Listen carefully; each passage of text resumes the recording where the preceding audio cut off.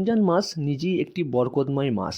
আর এই মাসে যখন সপ্তাহের সেরা দিন শুক্রবার আসে, তখন সেই দিনটি বিশেষ মর্যাদাপূর্ণ দিন হয়ে যায়। আজকের ভিডিওটিতে আমরা জানব রমজানের শুক্রবার আসলে তার ফজিলত কতটা বেড়ে যায়। আজকের এই ভিডিওটি শেষ পর্যন্ত দেখবেন, কারণ শেষ অংশে রয়েছে একটি গুরুত্বপূর্ণ আপডেট যা আপনার অনেক উপকারে আসবে। প্রথমত, রমজান মাসের ফজিলত আমরা কম বেশি অনেকেই জানি, আবার অনেকে জানি না। আল্লাহর পক্ষ থেকে আসা এই মাস রহমত, মাগফিরাত এবং নাজাতের মাস। এই মাসে কুরআন নাজিল হয়েছে, যেমন এই মাসেই রয়েছে শবে কদরের রাত বা লাইলাতুল কদরের রাত, যে মাস হচ্ছে হাজার মাসের চেয়ে উত্তম। রমজানের ফজিলত অনেক বেশি।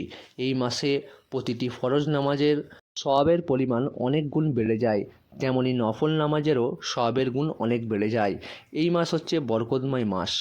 আর যখন রমজানে সাপ্তাহিক শুক্রবার অর্থাৎ সপ্তাহে ঈদের দিন জুমার দিন আসে, তখন এর গুরুত্ব আরও বেশি বেড়ে যায়। আপনি রোজা রেখে জুমার নামাজ পড়ছেন, বিশেষ সওয়াব পাবেন রোজা রাখার প্লাস শুক্রবারে নামাজ পড়ার।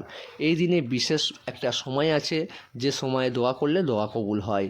একটু ভেবে দেখুন, রোজা প্লাস জুমার দিন, দ্বিগুণ নেকির সুযোগ। দোয়া কবুল হওয়ার সম্ভাবনা বেশি থাকে, তার জন্য আপনাকে বেশি বেশি করে দোয়া করতে হবে। গুনাহ মাফের বড় সুযোগ। এই দিন বা এই সময় আপনি যদি গুনাহ মাফ আল্লাহর কাছ থেকে না করাতে পারেন, তাহলে আপনার চেয়ে হতভাগা আর কেউ নেই।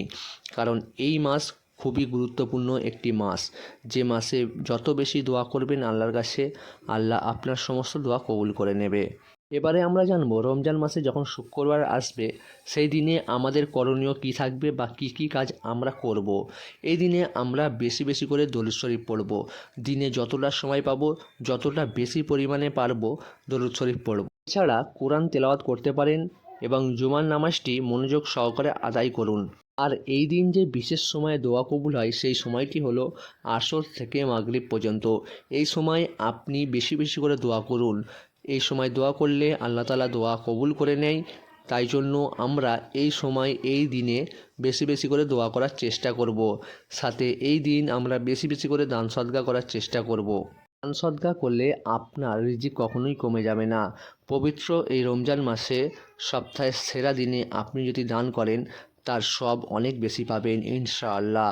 তাই বেশি বেশি করে দান সদকা করার চেষ্টা করুন। আজকের এই ভিডিওটিতে আমি আপনাদের কাছে তুলে ধরলাম পবিত্র রমজান মাসে সপ্তাহের সেরা দিন অর্থাৎ শুক্রবার যখন আসে, আমাদের করণীয় কী কী থাকা দরকার। এই দিনে আমাদের বেশি দান সদকা করতে হবে, বা এই দিনে কখন দোয়া কবুল হয়, সমস্ত কিছুই আপনাদের কাছে তুলে ধরেছি খুব সংক্ষেপে। ভিডিওটি ভালো লাগলে একটি শেয়ার করবেন।